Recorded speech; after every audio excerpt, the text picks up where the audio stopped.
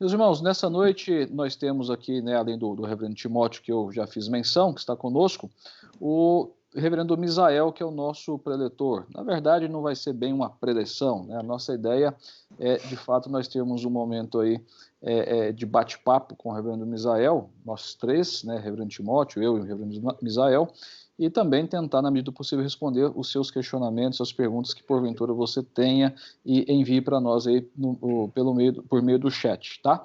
Antes de passar a palavra ao reverendo Misael, eu preciso fazer aqui, então, uns agradecimentos. Eu não gostaria de fazer isso no final, quero fazer isso no começo, e eu preciso agradecer mais uma vez aqui ao nosso presbitério pelo apoio que tem nos dado para que esse trabalho aconteça, ao AGS, né, os alunos que estão nos acompanhando, também de uma maneira muito especial ao reverendo Timóteo, né, que prontamente assumiu a frente aí de toda essa parte técnica para nos ajudar, nos auxiliar com a divulgação, com a execução deste trabalho. Então, muito obrigado aos irmãos e também ao reverendo Misael, que está conosco aqui. Reverendo Misael Batista do Nascimento. O reverendo Misael é um grande amigo, é um companheiro de lutas aí já há algum tempo na editora.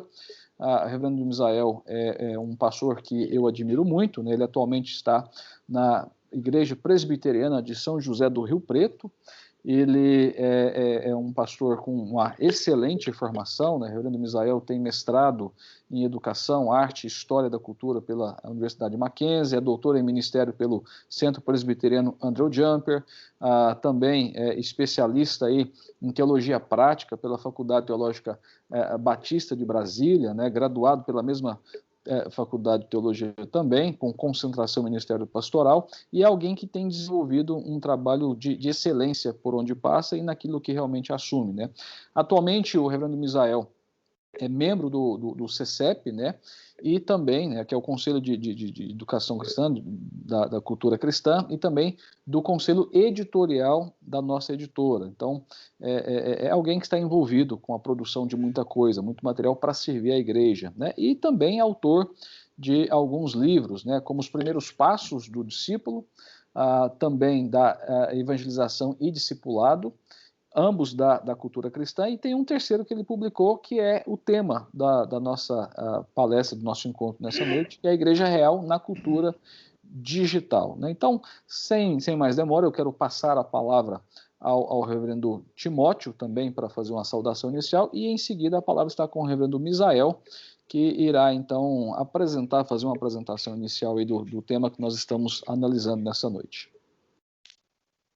Quero saudar a todos com a graça e a paz do nosso Senhor Jesus Cristo, e é uma alegria poder estar aqui nessa noite para tratar sobre esse tema que é tão caro para mim, me interessa, é um tema de interesse em comum, creio que com o reverendo Misael, e também nesses tempos em que nós vivemos será muito importante considerar esse assunto.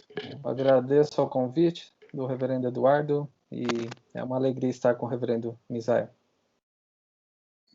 Quero dizer que para mim é uma grande alegria.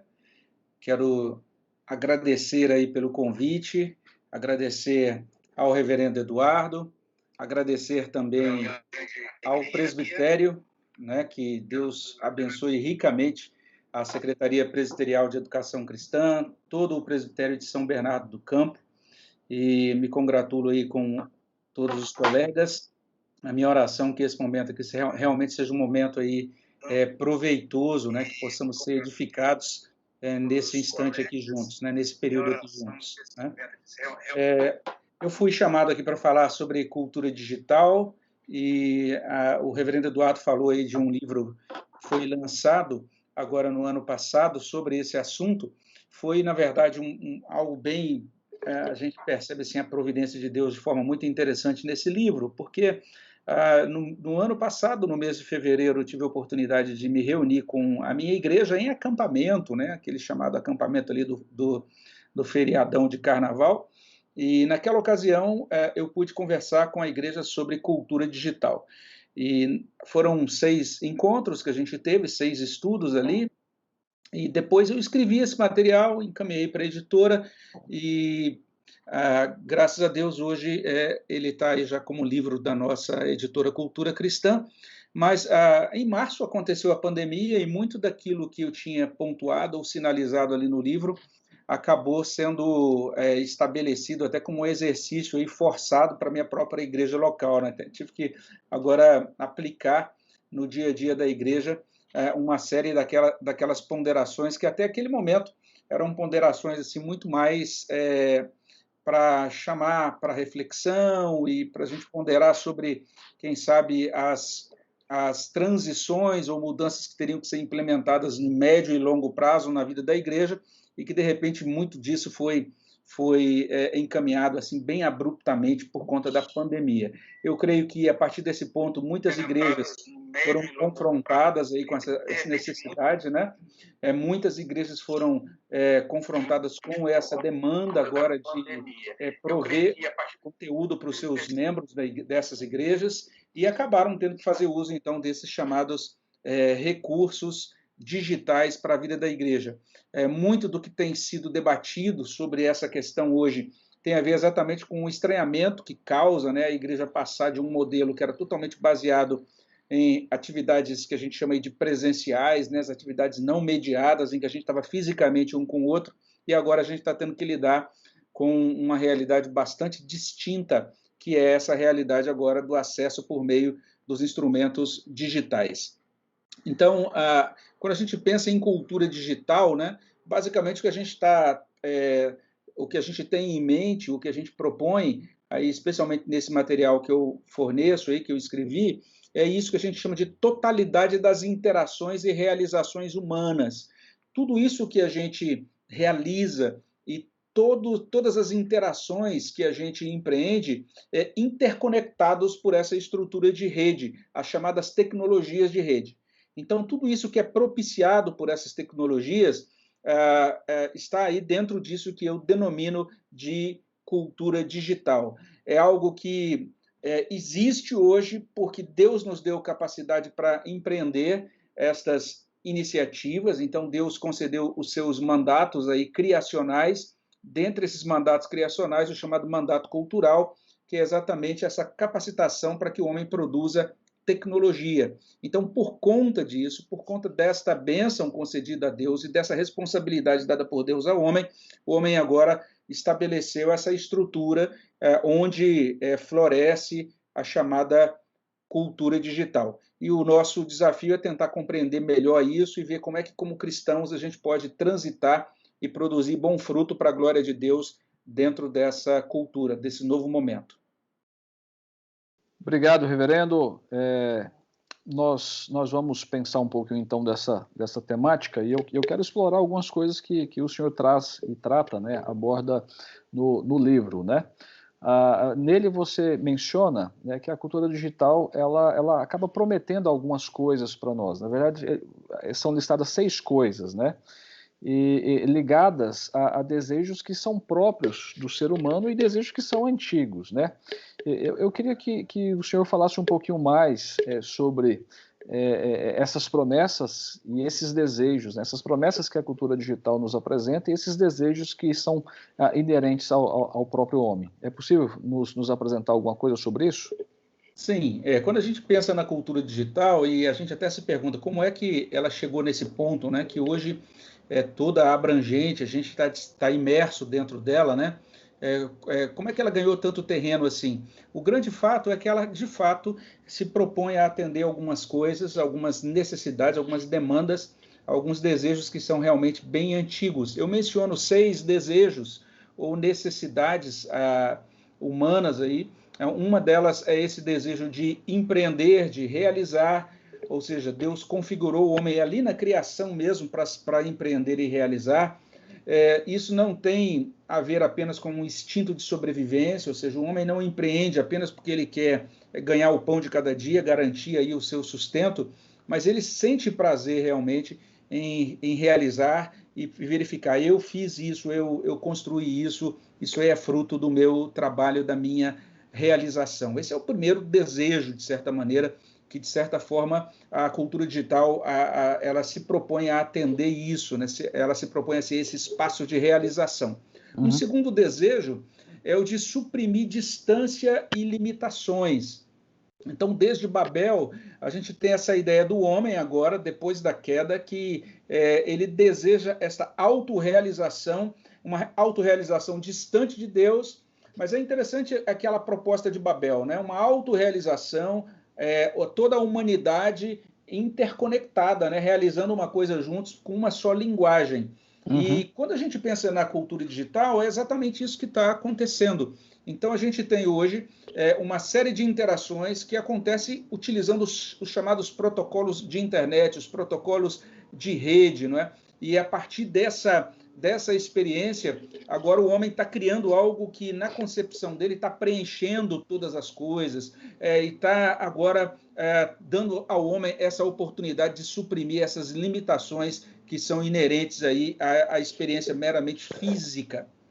Um terceiro desejo é esse desejo de ter, de adquirir, de prosperar, que lá antes da queda era a ideia de desenvolvimento econômico, até como um desdobramento do mandato cultural, mas que depois da queda se torna agora esse desejo e esse risco, na verdade, de considerar o dinheiro mais importante do que o próprio homem e mais importante do que Deus, especialmente essa proposição de monetizar tudo, de você estabelecer o preço de tudo e monetizar todas as coisas, não é? Então, a cultura digital, de certa maneira, propicia isso nessa configuração especialmente mais recente das chamadas redes sociais. O quarto desejo é o desejo de conhecer exaustivamente. Se antes da queda a gente tinha aquela experiência de conhecimento suficiente, o conhecimento do bem e do mal e das coisas, da realidade, a partir do relacionamento com Deus, depois da queda, o homem deseja um conhecimento que a gente chama de conhecimento exaustivo. Ele quer saber tudo, sobre tudo. E essa é uma das propostas da internet. Por meio da rede digital, você teria acesso, conforme eles propõem, a todas as coisas, a conhecer tudo sobre todas as coisas. Quinto desejo, esse desejo de se conectar, de compartilhar, é algo realmente estabelecido pelo Criador, quando a gente pensa no chamado mandato social, Gênesis 2:18, né, a necessidade de auxílio e de correspondência, e essa necessidade realmente é estabelecida aí pelo Criador. E depois da queda, essa necessidade continua, mas agora, logicamente, afetada, né? A gente tem agora todo um espaço para conexões que são narcisistas, que são perversas, e esse desejo de conexão e compartilhamento acaba imbricando em exposição comercial, uma exposição exagerada, vamos dizer assim, da pessoa dentro da rede. Sexto desejo é o desejo de transcender. E transcender em que sentido? Transcender em termos de vida, de sustento, de descanso, de alegria, de segurança. Antes da queda, isso já era provido plenamente pelo Criador. O Criador sempre esteve ali em interação com o ser humano tinha a oportunidade de conhecê-lo e de amá-lo no mandato espiritual. E antes da queda, Deus era o grande e supremo provedor de todas as delícias, de toda alegria, de todo descanso. E essa pulsação, vamos dizer assim, por isso, continua ainda no coração do homem após a queda, mas a grande questão é que, quando a gente olha para aquilo que acontece hoje, é o desejo do homem de encontrar essas coisas todas desligado de Deus, né? Uma alegria sem Deus, segurança, salvação providas e garantidas por nossa própria capacidade e força. E a internet vem com essa proposta, na verdade, toda a cultura digital, ela propõe, então, fornecer tudo, fornecer entretenimento, fornecer significado, né? A gente, inclusive, eu coloco no livro lá, faço uma comparação àquela experiência do povo no Antigo Testamento, que vivia guiado pela nuvem, né? Que simbolizava ali a presença de Deus, que ditava o ritmo da caminhada, que estabelecia para onde eles deveriam seguir, e que ali, na sua presença, permitia abrir esse espaço tão precioso do culto. E hoje o que a gente tem é uma nova experiência também, é uma nova experiência em que agora todos ficam dependentes da grande nuvem, vamos dizer assim, não é?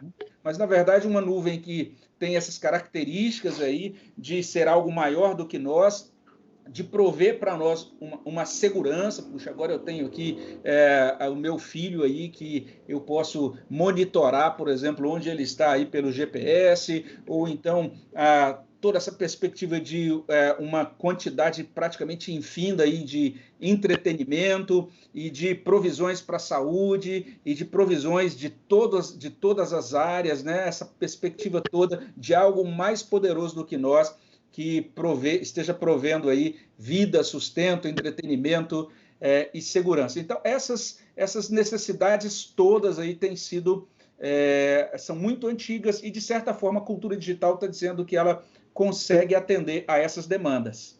Uhum. É interessante porque se a gente pensar em cada um dos pontos, a gente ir fazendo a conexão com a história bíblica, com a verdade que Deus revela a nós vamos observar, e o senhor faz isso muito bem no livro, né, conexões de como não há nada de novo, né, em tudo isso no aspecto conceitual, né. Por exemplo, o segundo desejo que o senhor mencionou, o desejo aí de eliminar distâncias, limitações, é a ideia de desejo de poder, né, de estabelecer realmente algo muito parecido com o que aconteceu com Babel. E o centro de tudo isso, de fato, é o próprio homem, né? Tudo gira em torno do homem, dos seus desejos, dos seus anseios, e a gente percebe claramente que desejos que apontam para uma busca de autonomia, né? Um distanciamento e uma vida sem Deus. É muito importante nós pensarmos, né? Nem sempre nós paramos para analisar e ponderar sobre essas coisas que estão aí por detrás daquilo que nós temos consumido de forma ávida, né? E é muito interessante essa questão. É isso mesmo, Eduardo. Na verdade, eu creio que uma das necessidades que a gente tem é de aprender, ou pelo menos de iniciar esse empreendimento, de tentar compreender, né, qual é a filosofia, né, quais são os postulados que sustentam a cultura digital, para a partir daí fazer uma leitura bíblica mais aprofundada e dar uma resposta cristã, né, realmente a isso que é proposto pela cultura digital. Reverendo Timóteo, alguma pergunta? Eu queria fazer uma segunda pergunta que está ligada a essa primeira que o reverendo Eduardo acabou de fazer. Já que há um problema não tão novo assim, ou uma característica, ou um fundamento não tão recente, o da cultura digital, mas remete à própria criação, ao próprio mandato cultural, e ponderando sobre isso, qual seria então a maneira como a cultura digital tem modificado o homem? Que tipo de influência essa cultura se faz presente e pode ser percebida como tendo uma influência modificadora ou transformadora no ser humano? De fato, reverendo Timóteo, quando a gente pensa em tecnologias, né, algumas vezes a nossa perspectiva é bastante ingênua. A gente imagina que as tecnologias sejam neutras e que basta a gente fazer um bom uso da tecnologia e a gente não vai ser afetado por ela, a gente não vai ser modificado por ela, mas o homem é modificado pelas tecnologias, né? Ele é modificado fisicamente, ele é modificado mentalmente, ele é modificado culturalmente. Existe uma mudança, a tecnologia exerce uma mudança no ser humano que não é apenas operacional, ele não está mudando apenas o modo, né, como ele faz determinadas coisas, quando ele usa aquela nova tecnologia, mas existe uma mudança também essencial. Ele vai sendo mudado na sua essência, na sua pessoa, no modo como ele enxerga a realidade, no modo como ele começa a interagir, interpretar e lidar com as coisas da vida mesmo, né? Então, basicamente, o que a gente coloca, e aí esse é um campo bastante vasto, existe bastante material hoje crítico sobre isso, tentando verificar de que modo ou quais são as mudanças, né, mais relevantes assim produzidas pela cultura digital. Tem muita gente escrevendo isso em diversas áreas, mas o que eu coloco aí nesse livro que a gente tem à disposição, basicamente é o seguinte: a gente é muito impactado por isso que a gente pode chamar aí de superexposição digital. E eu faço uma avaliação disso a partir de uma meditação no Salmo 19, e chama a atenção ali, a partir do Salmo 19, olhado por esse ângulo, que o Salmo 19 vai falar sobre essa questão do mistério, né? Ou seja, o universo contém mistério, existe um mistério em nós, e o salmista ali parece que está lidando com isso, porque ele começa aquele salmo falando daquilo que a gente normalmente em teologia chama de revelação geral, né? Quando ele olha a glória de Deus na criação, e depois revelação especial, quando ele fala da lei do Senhor que é perfeita, que restaura a alma. Ou seja, essas duas revelações, a ideia da gente olhar para o Salmo e entender que nele existem duas revelações é bastante importante para a gente compreender que a ideia de revelação ela exige, ela de certa maneira está apontando para essa realidade do mistério. Ou seja, existem questões ou aspectos do universo que precisam ser revelados. Existem aspectos do ser de Deus e das coisas de Deus que nós jamais teríamos acesso a essas coisas se Deus não se revelasse. A ideia toda é que o universo ele é aquilo que alguns estudiosos chamam de opaco, né? Ele possui um mistério. E também o próprio Deus e as coisas de Deus, também esse Deus ele se revela num contexto de comunhão, que o Novo Testamento vai chamar aí de comunhão do discipulado. Então a gente vai conhecendo esse Deus à medida em que ele graciosamente se revela a nós. Mas não é apenas isso. O Salmo vai dizer que nós também possuímos mistério, porque lá no verso 12, o salmista vai pedir a Deus que o perdoe das faltas que são ocultas a ele. Então tem coisas nele que ele próprio ainda, nem ele tem consciência, vamos dizer assim, de determinadas faltas. Ele entende que somente Deus é que o conhece plenamente. Ele próprio percebe que há dentro dele alguns aspectos que são, vamos chamar assim, também de aspectos opacos, né, ou de aspectos misteriosos. Esse aspecto do mistério que existe na realidade em si, no próprio ser de Deus e em nós, isso dentro da Escritura é trabalhado de maneira muito preciosa, porque vai mostrar o seguinte, que exatamente por conta desse mistério, nem tudo pode ser objetivado, nem tudo pode ser reduzido a teorias e conceitos. Também nem tudo pode ser contado, reduzido a número. Nem tudo também pode ser precificado, reduzido a valor monetário, né? E isso que a gente chama de mistério é o que a gente poderia também chamar de interioridade. Não é apenas a questão da privacidade que está sendo mencionada aqui, mas a interioridade de cada ser, a interioridade de cada criatura de Deus e especialmente a interioridade de cada ser humano. Então, o que a internet faz nessa proposição específica das chamadas redes sociais, especialmente, mas não apenas nela, porque existe na verdade, uma configuração na cultura que vai apontar para isso, é chamar o indivíduo para essa superexposição. Então, a Bíblia ela vai chamar a nossa atenção para esse resguardo do mistério, que é o pudor. Daí, logo lá no iníciozinho da Bíblia, né, a ideia de cobrir a nudez do primeiro casal, né? Aquela palavra ali, por exemplo, de Provérbios capítulo 11, quando diz que o mexeriqueiro, aquele que descobre o segredo, mas o fiel de espírito o encobre. Então, parece que não apenas a Bíblia diz que nós devemos ter um determinado cuidado, uma certa moderação, para a gente não se expor além da medida. E, além disso, nós somos convidados a cobrir, inclusive, a nudez do nosso irmão. Tem aquele episódio lá de Noé, né, de Gênesis 9, quando um dos filhos vê o pai ali desnudo depois de embriagar-se, e ele, então, sai ali divulgando para os irmãos, e os outros irmãos entram de costas e cobrem a nudez do pai e são abençoados ali porque cuidam do pai cobrindo a sua nudez. A cultura digital provê isso, ela empurra o indivíduo para expor-se em demasia. E nessa superexposição, ele acaba sendo modificado, porque ele começa a considerar-se como produto. Um produto que precisa ser veiculado e que precisa ser publicado. E que ele precisa fazer isso com muita frequência, com cada vez mais frequência, para que ele obtenha, vamos dizer assim, os likes, né, os retornos, para que ele possa expandir, vamos dizer assim, o número de usuários e também fidelizar os usuários atuais. Então, nesse processo de precificação, de superexposição, esse indivíduo está correndo um risco que a gente pode chamar, não é apenas um risco psicológico, né, mas também um risco espiritual. Tem um pensador que ele chega ao ponto de dizer o seguinte, eu vou ler aqui uma citação de um indivíduo que fala sobre isso, ele vai dizer que essa superexposição pode carbonizar a alma e provocar nela uma espécie de burnout psíquico.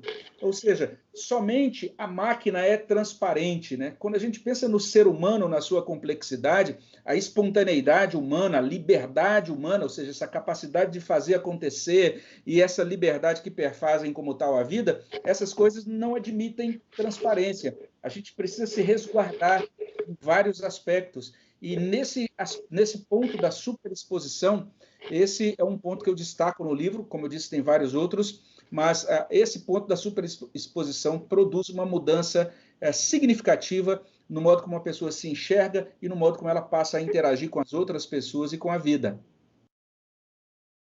Muito bem. Reverendo, dentro do que o senhor está abordando aí, falou até então, a gente pode então trabalhar com a ideia de que a cultura ela acaba não cumprindo o que promete, né? Na verdade, o que nós vemos é que ela apresenta um poder que ela não tem, né? Seria, como o senhor mesmo coloca no livro, né, um suposto atendimento às necessidades, aquelas necessidades que o senhor lista.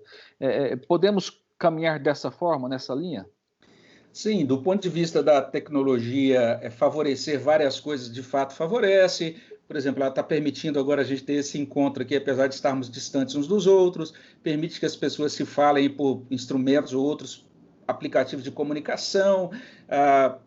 Existem vários aspectos assim que são bastante positivos, mas ela realmente não substitui aquela experiência presencial, não mediada, né?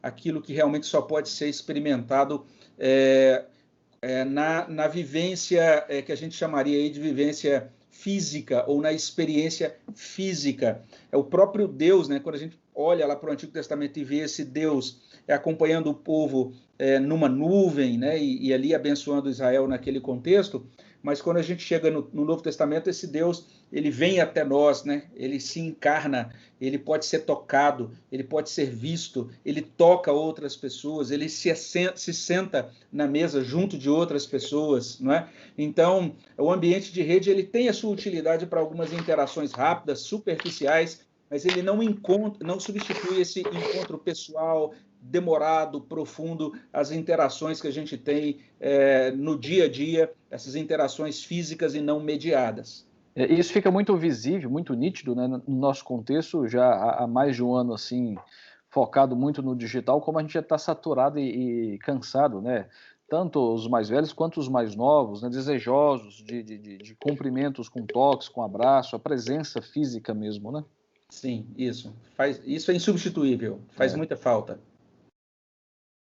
Isso nos remete a um desafio muito grande, não é? Depois de ficarmos inundados aí mais intensamente neste último período e considerando agora também essa circunstância em que nós vivemos, a gente pode ou devemos ficar imaginando quais desafios para a igreja cristã. Então, essa cultura digital, que já não é algo novo, que tem promessas que não são cumpridas na sua totalidade, que tem um poder transformador de revelar aquilo que está no próprio ser humano, considerando a própria igreja cristã. Quais seriam, então, os principais ou maiores desafios da cultura digital para o contexto eclesiástico? Como igreja, nós temos muitos desafios e a gente precisa entender a cultura digital como um ambiente, na verdade, e nós estamos dentro desse ambiente, então daí a necessidade da gente fazer pelo menos 3 coisas. A primeira delas é, acima de tudo, antes de tudo, orar. A gente precisa suplicar a Deus que nos preserve da tentação e do mal oriundos da cultura digital. Então, a gente não pode ser ingênuo no sentido de entender que ela não oferece nenhum perigo. Existe uma grande potencialidade, coisas impressionantes, maravilhosas que podem ser feitas, mas existe sim perigo real nessa cultura. Então a gente precisa pedir a Deus que nos guarde, que guarde o nosso coração, que guarde a nossa caminhada enquanto a gente transita nessa cultura. Uma segunda necessidade, um segundo desafio é discernir, ou seja, compreender que essa cultura digital implica um desafio filosófico, teológico. O que a gente percebe hoje é que muitos, inclusive que são bons conhecedores de teologia, eles abordam temas relacionados à cultura digital e a gente percebe que falta a eles leitura e ponderação mais aprofundada sobre a temática da cultura digital. Existem vários aspectos que precisam ser trabalhados, precisam ser ponderados com mais profundidade, vamos dizer assim, para que a gente possa dar conta dessas demandas de reflexão, de discernimento, para que a gente possa construir, né, trazer aí para dentro de tudo isso que a gente já trabalha muito bem na nossa igreja, né, toda essa preocupação nossa com a cosmovisão cristã, e que essa cosmovisão possa também dar conta das demandas que são apresentadas pela cultura digital. O terceiro desafio é, à luz, então, de uma ponderação equilibrada, amadurecida, configurar o pastoreio, configurar a prática da missão da igreja, configurar a prática do discipulado, da educação da igreja, levando em conta esse impacto da cultura digital nas gerações, não é? Então, como eu disse, isso quando eu falei sobre isso lá no ano passado, a ideia era fazer tudo isso assim como uma experiência de médio e longo prazo. E agora, por conta da pandemia, a gente já está sendo forçado a correr tanto nesse discernimento, nesse exercício mais de elaboração teórica e o entendimento teológico, mas também, imediatamente, nós estamos sendo forçados a configurar a vida prática da igreja, né? Para a gente poder prover os conteúdos para os membros da igreja, para que a gente possa discipular, para que a gente possa aconselhar, para que a gente possa realizar um ministério cristão e cumprir a missão cristã dentro desse contexto. Então, são esses três desafios: oração, discernimento e essa reconfiguração, adequação da igreja, sem abrir mão dos pilares, dos princípios bíblicos, mas, ao mesmo tempo, sendo relevante nesse contexto da cultura digital. Reverendo, você me permite, eu estava pensando aqui que eu ouvi uma frase uma vez, só que eu entendi no sentido não tão positivo assim, que é que a tecnologia veio para resolver problemas que nós não tínhamos antes dela. Isso eu sempre vi de uma forma negativa, né? Então, os problemas que a gente tenta resolver com a tecnologia, inclusive os que a gente está passando hoje aqui com algum problema que surgiu, a gente se reuniu 2 vezes aqui para fazer testes, está tudo bem, fiz uma gravação, então, isso encurta distâncias, mas os problemas são, é claro, inevitáveis, ultrapassam o nosso controle. Mas, considerando este último aspecto que o senhor acabou de mencionar, sobre o fundamento bíblico, e a partir ou à luz deles, nós termos um uso com discernimento em oração destes recursos, qual o senhor vê que seriam os limites para a cultura digital dentro do contexto da igreja? É claro que é benéfico em vários sentidos, mas quais seriam os limites mais explícitos, expressos, que a gente poderia pontuar aqui? Só faltou ele perguntar se pode fazer ceia online, viu, reverendo Misael?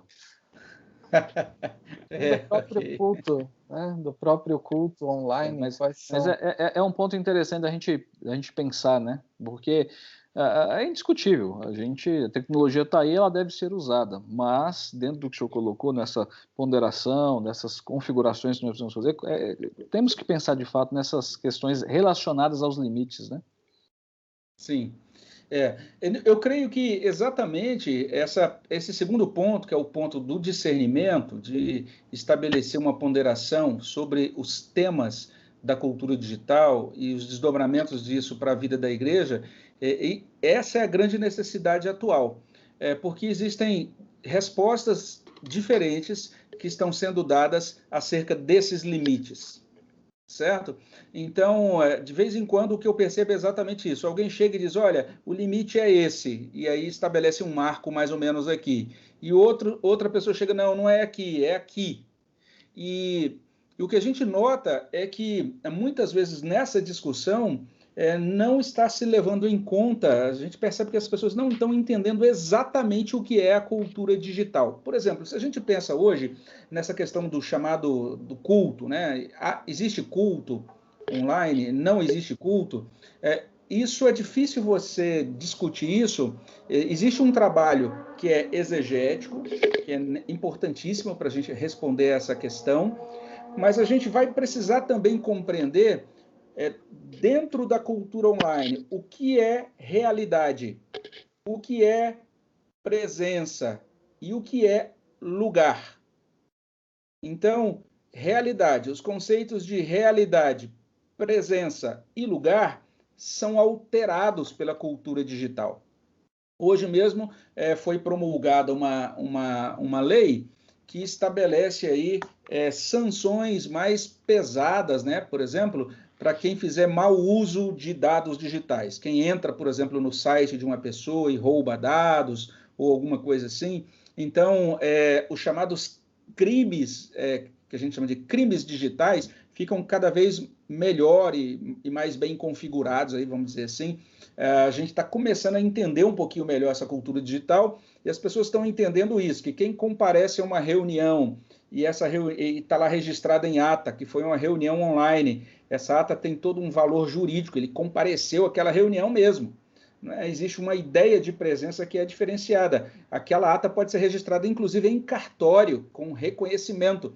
Se aquela pessoa, por exemplo, visitou um determinado site, tem como confirmar, essa pessoa esteve lá. Presença e lugar são reconfigurados nesse momento da cultura digital. Então, alguns que estão... A gente precisa entender bem isso e agora juntar essa compreensão, né, que é provida hoje a partir dessa elaboração acerca desses significados novos que são trazidos e juntar isso com a nossa boa exegese das Escrituras e chegarmos a acordos. Então, nós estamos ainda num momento em que nós ainda não demos esse passo de nos sentar para trabalharmos juntos, para chegarmos a acordos, a elaborações mais aprofundadas, antes da gente poder dizer o limite é aqui ou ali. Né? Por enquanto, a gente já está de um lado e de outro. Não, é aqui, é ali, né? Mas sem esse segundo passo do discernimento, e daí fica truncado o terceiro passo, que é o passo da gente poder estabelecer realmente um ministério adaptado a esse contexto. A gente fica meio truncado quanto a isso, porque a gente não fez ainda o dever de casa lá, que é o dever de casa do discernimento. Ok, muito bom. Nós precisamos, de fato, nos debruçar sobre o assunto, né? Pensar bastante e, como você colocou, orar, pedindo a direção de Deus. Agora, reverendo, as nossas igrejas, de forma geral, tiveram que passar por uma transformação digital, né? Eu costumo dizer que até a pandemia, poucas igrejas exploravam esse aspecto, essa oportunidade, e aí, como a maioria não estava preparada, acabou se tornando um grande problema, né? Porque, além de não ter os recursos, a nossa turma não estava preparada para lidar com essas questões, com essas oportunidades de encontros virtuais e explorar um pouco mais. Isso começou a ser feito a partir dos decretos regionais, aí, o lockdown, e outras coisas, mas a gente observa que ainda há um grande desafio para a igreja desenvolver a sua missão, né, aproveitando essa oportunidade, especialmente no que se refere à evangelização e ao discipulado. Pensando mais especificamente também na própria escola dominical, né? Enquanto nós estamos aí nessa fase de descoberta, de adaptação, né? O que o senhor sugere, o que o senhor vê como formas, maneiras, né, para a igreja desenvolver, então, a sua missão na evangelização e discipulado e até mesmo na própria questão da escola dominical? Ok. A primeira coisa é entender isso, que as novas tecnologias existem E a gente precisa sempre ter esse equilíbrio entre a ingenuidade, como eu falei, e também a demonização. Muita gente, isso realmente está tudo errado, né? Eu detesto tudo isso que está acontecendo e tudo mais, porque todo momento de transição, nós estamos vivendo um momento de transição da civilização. E esse momento de transição, ele sempre traz esse medo aí da chamada disrupção, né? Ou disrupção, né? Que é esse medo aí do desmoronamento. Então, eu encontrei, por exemplo, essa semana eu li um texto aqui, e olha só o que dizia nesse texto. Dizia assim, ó, não haverá mais livros, nem campos. É um texto falando sobre novas tecnologias para a educação, tá? Então, não haverá mais livros nem campos. Os professores vão poder ministrar seus cursos nas salas de aula, enquanto simultaneamente milhares de pessoas vão poder receber uma educação sem sair dos limites dos seus bairros. A nação será o novo campus. E aí um jornalista, inclusive, escreve, a sala de aula será abolida. As crianças do futuro serão empanturradas de fatos, sentadas em casa ou andando pelas ruas. Veja só, esse foi o parecer que foi dado. E aí a gente lê para isso aí, né? E aí os especialistas preveem uma disrupção iminente. Pois bem, isso aqui foi escrito na época do surgimento do rádio. Então o pessoal imaginava, né? Olha só a perspectiva, né? Que tudo ia se destruir, aquele modus operandi, né, das universidades, das escolas, tudo aquilo ia ruir por conta da chegada do rádio e do uso do rádio em educação. E hoje a gente está vendo algo mais ou menos parecido com isso. Então, eu acho que é isso, entender. Bem, nós estamos diante agora de um momento novo, é um momento novo. Tem um livro da nossa editora, que é um livro muito precioso, né, escrito pelo nosso irmão Os Guinness, e ele faz uma avaliação da nossa cultura e ele chama muita atenção para esse fato, né, de que nós estamos realmente num momento novo, singular da história, e que nós temos que perceber que algumas coisas realmente não serão mais como antes, e agora a gente precisa fazer frente a essas novas demandas, entendendo que Deus é o Senhor soberano e na sua providência Ele está nos guiando, né, vamos dizer assim, a esse novo momento. Então nós temos, a partir desse momento, de assumir esse desafio da curva de aprendizado, entender que agora a gente está vivendo agora um momento de nova mediação, ou seja, esses dispositivos digitais acabam sendo aquilo que um teórico do passado chamou de extensões do próprio homem, ou como uma maneira do homem ser estendido na sua influência. E a gente precisa agora saber como transitar nesse novo ambiente, como fazer bom uso desses novos recursos, e como prover um engajamento digital nos termos bíblicos, porque nós temos grandes desafios quanto a isso, né? Eu não sei se vocês estão passando por isso aí nas igrejas de vocês, né? Aquelas igrejas, por exemplo, que estão já aí dando aula usando ou Zoom, ou usando outra ferramenta que seja aí de aula ou de reunião, e aí você está ministrando a aula ali, não tem a mínima noção se as pessoas estão prestando atenção ou não, né? Se as pessoas estão ali realmente envolvidas e engajadas no processo ou não. A gente tem uma grande questão pela frente, que é a questão da organização, né, dos conteúdos, porque algo que tem acontecido muito aqui na minha igreja, pessoas que dizem, olha, agora eu realmente estou querendo me tornar membro dessa igreja porque eu olhei na internet e agora eu entendi o que significa ser reformado, e eles então chegam na igreja querendo ser membros da igreja, e você percebe que a cabeça da pessoa está uma grande bagunça, porque ele não foi ensinado numa relação pessoal, ele não teve aquela figura de um pastor ou de um cristão amadurecido que o ajudou ali ministrando os conteúdos, os construtos da fé na ordem correta. Então ele já está ali brigando, né, sobre questões relacionadas à doutrina da predestinação, por exemplo, mas ele ainda não entendeu a doutrina da soberania e dos decretos de Deus ainda. Exatamente. Ele tinha que ter sido apresentado a uma doutrina e a outra na ordem seguinte, para que ele construísse, organizasse o seu saber teológico aí da maneira correta, primeiro estabelecendo alicerces, depois construindo adequadamente sobre esses alicerces. Então essas pessoas veem ali, sei lá, 80 vídeos do Piper ou de outro grande reformado e chegam com tudo misturado. Então nós temos desafios muito grandes de organização.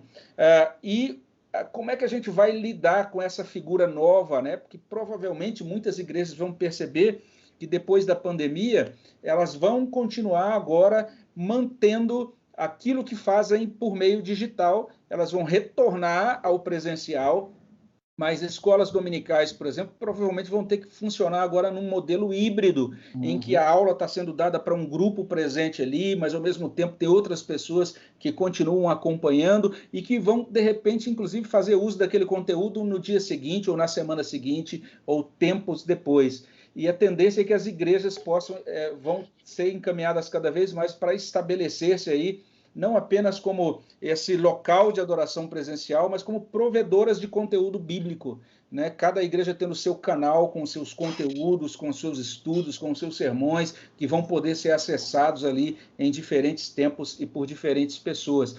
A gente sai de um modelo que era o modelo do templo lotado, e a gente passa agora para um outro modelo, que é o do conteúdo distribuído, que inclusive vai alcançar muito mais gente do que no modelo anterior, mas que ao mesmo tempo para a gente ainda soa bastante estranho e a gente não sabe como lidar adequadamente com essa nova realidade, com esse novo momento. Então são várias frentes, vários desafios que a gente tem pela frente aí, reverendo Eduardo. Não tenho dúvida. Estamos diante de uma diáspora, né? Então precisamos realmente aproveitar as oportunidades, tratar dos problemas que nós temos aí, certamente que são decorrentes da influência dessa cultura no nosso meio, né? Mas eu gostei muito da sua fala sobre essa questão de nós orarmos, nós ponderarmos e fazermos aí as adaptações necessárias, né? Eu creio que a demanda local de cada igreja, né, ela vai determinar, né, os rumos e os modos como de fato nós poderemos fazer isso aí. Porque nós temos que nos lembrar que a realidade local, ela varia, né? Em termos de recursos, em termos de necessidades do público que nós estamos atendendo também, né? E são coisas que nós também precisamos pensar. Muito bem. Então nós vamos partindo aqui para o encerramento. Deixe-me só falar um pouco aqui sobre o livro, então, né? Que nós procuramos até explorar um pouco mais aqui. O reverendo Timóteo deve projetá-lo aí na tela para você visualizar. É um livro de fácil leitura, uma leitura deliciosa, que vai exigir bastante reflexão da sua parte, certamente. O que nós estamos fazendo aqui é simplesmente navegando aí pela superfície, mas tudo que foi tratado aqui é explorado de forma mais intensa e expandido, né, pelo reverendo Misael neste livro. A Igreja Real na Cultura Digital, né, publicado pela Casa Editora Preseno, ou mais conhecida como Editora Cultura Cristã. Nós ainda temos apenas na versão eletrônica, só e-book. Então, o livro está aí, você pode procurar nas melhores livrarias, né, do Google, da Amazon, né, da Apple e outras. Vale a pena, eu recomendo, né? O reverendo Misael é alguém que tem se esmerado no ensino, e isso não é fruto de uma reflexão apenas de um ano, né? O reverendo Misael tem formação nessa área de tecnologia também, e é alguém que está pensando naquilo que tem sido a realidade da nossa igreja também, à luz das Escrituras. Então, você que é superintendente, você que é pastor, professor de escola dominical, presbítero, eu creio que vale a pena você dar uma olhada mais atentamente para esse tema. Ele não vai dar todas as respostas prontas, mas ele nos dá muitas respostas que nos ajudam a pensar e a entender um pouco melhor esse momento que nós estamos vivenciando, para melhor nos preparar para lidar com ele, e não só isso, né, para aquilo que ainda nós temos pela frente, porque o que a pandemia causou foi simplesmente uma aceleração da transformação digital. Então fica a dica aí, você pode procurar Igreja Real na Cultura Digital, Reverendo Misael.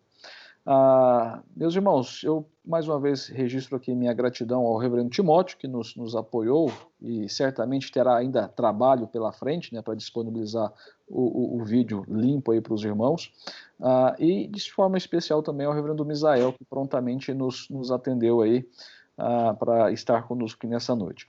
Eu gostaria de terminar minha fala e eu passo a palavra ao Reverendo Misael para suas considerações finais, mas citando duas afirmações que eu acho muito interessantes que estão no livro, né? A primeira delas é que a cultura digital deve ser avaliada biblicamente nas igrejas locais, como nós estamos fazendo agora. Nós precisamos pensar, precisamos avaliar a cultura digital. E a segunda afirmação é que a questão não é se a igreja deve ou não deve fazer uso das tecnologias digitais, mas sim, né, como fazer. Né? É inegável, não temos como fugir. Nós precisamos arregaçar as mangas e trabalhar mais e mais para aproveitarmos os benefícios e as oportunidades que a tecnologia digital nos oferece. Reverendo Misael, suas considerações finais e mais uma vez muito obrigado, viu? Eu que agradeço, Reverendo Eduardo. Obrigado, Reverendo Timóteo. Prazer estar aqui com vocês. Na verdade, o que eu gostaria de deixar é um trecho aí final aí daquilo que eu coloco lá no finalzinho do livro, e naquele momento ali eu faço uma citação um pouco longa de determinado autor que vai colocar o seguinte: no mundo de hoje, tudo se transforma numa grande e única loja comercial. Então ele vai chamar a atenção para esse fato, e ele está dizendo o seguinte, que nessa estrutura que é configurada pela cultura contemporânea, ele diz o seguinte: esse universo mercadoria não é mais apropriado para se morar. Ele perdeu toda a relação para com o divino, para com o sagrado, com o mistério, com o infinito, com o supremo, com o elevado. E perdemos toda a capacidade de admiração. Vivemos numa loja mercantil. E essa ponderação, então, dele é uma ponderação, ao meu ver, que, na minha perspectiva, é bastante assustadora, não é? E nesse contexto todo, né, em que o mundo, da cultura digital, ele precifica tudo, monetiza tudo, a igreja está tendo uma grande oportunidade para testemunho. E quando a gente pensa nisso, que a gente tem ouvido tanto, que foi mencionado pelo reverendo Eduardo, né, que nós vivemos hoje numa experiência de diáspora, e muita gente tem colocado isso. Olha, a única experiência de Israel ou de Judá na diáspora foi a experiência de lamentação. Mas à medida em que eu vou considerando a história, eu vou percebendo como naquele período da diáspora a gente teve realmente uma reconfiguração espantosa e maravilhosa do povo de Deus. A gente pode, por exemplo, mencionar que foi naquele momento que foi consolidada essa instituição impressionante chamada sinagoga. Não é? Foi ali que se desenvolveu, se reconfigurou o perfil de Judá. E após o exílio, Judá agora era um Judá amadurecido em vários aspectos, ainda que continuasse como Judá pecador, né, como o povo de Deus que dentro da história sempre precisa e sempre é sustentado pela graça de Deus.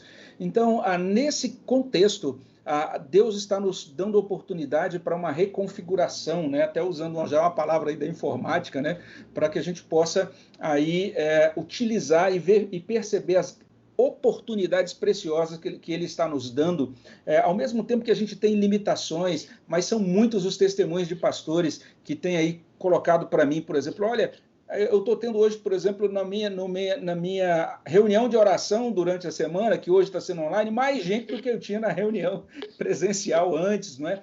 Pessoas que estão igrejas que estão recebendo pessoas, né? Pessoas que estão sendo acompanhadas, estão sendo aconselhadas, estão sendo discipuladas, utilizando ferramentas digitais, por meio de ferramentas digitais, sociedades internas, por exemplo, na minha igreja aqui a gente tem uma SAF, né?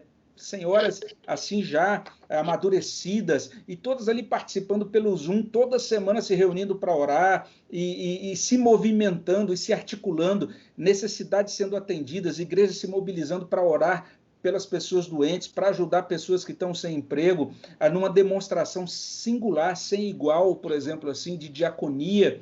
E está havendo realmente uma movimentação muito viva dentro da igreja, promovida pelo Espírito Santo. E Deus, na sua providência, tem feito com que a igreja tenha tido muitas e boas experiências e oportunidades de evangelização e de discipulado. Então, que nós possamos pedir a Deus que nos dê sensibilidade, nos ajude a enxergar essas oportunidades e a fazer bom uso daqueles recursos que temos, e que ao invés, por exemplo, de quando a gente vai ter lá um momento, sei lá, uma reunião online, a gente diga, Senhor, obrigado, porque estamos aqui, apesar, né, de só podermos estar aqui online, que a gente possa dizer, Deus, obrigado porque a gente pode estar online, né? Obrigado porque eu não posso, por exemplo, tocar no meu irmão, abraçá-lo, mas eu estou vendo o rostinho dele aqui, eu estou vendo pelo menos o nome dele numa janelinha ali, É bênção. E a gente está vinculado uns aos outros, nós estamos todos unidos em torno do nosso Redentor, buscando servi-lo nesse presente momento, nessa nossa geração, que nós possamos realmente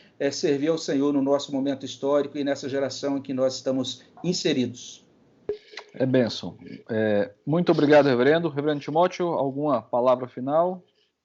Só ressaltar o agradecimento, obrigado pelo convite, reverendo Eduardo, e pela oportunidade, reverendo Misael. Certamente contribuirá muito para a nossa reflexão. Que Deus o abençoe e o capacite nessa valiosa contribuição tão necessária nos nossos dias. Que Deus o abençoe.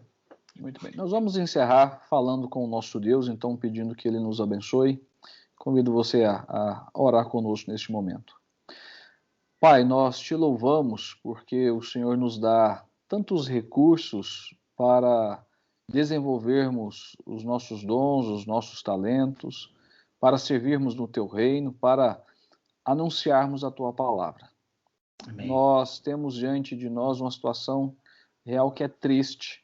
Sofremos, choramos com as perdas que tivemos ao longo dessa pandemia, com os momentos nos quais também, ó Deus, fomos privados da presença e da companhia daqueles que nós amamos.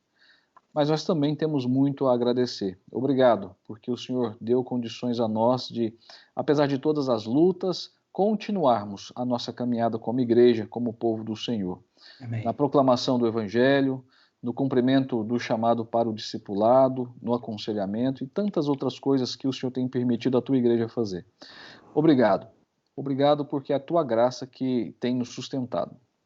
Nós queremos rogar que o Senhor continue a nos abençoar nessa demanda que temos e que nos dê sabedoria para ponderarmos sobre todas as coisas que estão envolvidas nessa cultura digital na qual estamos imersos. Amém. E que o teu Santo Espírito nos guie à verdade, nos dando a sabedoria para lidar com cada situação, com cada momento, a fim de que as decisões tomadas sejam para o louvor da tua glória. Amém. Abençoe o ministério do teu servo, reverendo Misael. Obrigado pelo discernimento que o Senhor tem dado a ele, pelo o empenho, ó Deus, no estudo da tua palavra, a fim de responder, ó Deus, às questões que são apresentadas em nosso tempo. Que o Senhor continue a conduzi-lo, abençoar a sua esposa, suas filhas, ó Deus, a sua igreja, que o seu ministério continue sendo frutífero para a honra e a glória do Senhor. Assim como também ao reverendo Timóteo, junto à igreja do Parque Seleta, ao presbitério. Obrigado porque o Senhor tem abençoado a nossa região por meio dos dons e talentos que o Senhor mesmo concedeu a ele e que de maneira tão gentil tem se colocado à disposição para nos auxiliar. Nós Amém. Te louvamos pela vida dele, a sua família, e rogamos que o Senhor também o abençoe em nome de Jesus. Amém. Amém. Amém. Muito bem, meus irmãos, obrigado pela sua companhia, sua paciência de estar conosco aqui. Como o reverendo Timóteo mencionou, o vídeo vai ser disponibilizado depois no canal do nosso presbitério. Você pode acompanhar novamente aí tudo que foi tratado aqui. Nosso desejo é que Deus abençoe você e assim nós encerramos a nossa transmissão. Uma boa noite a todos.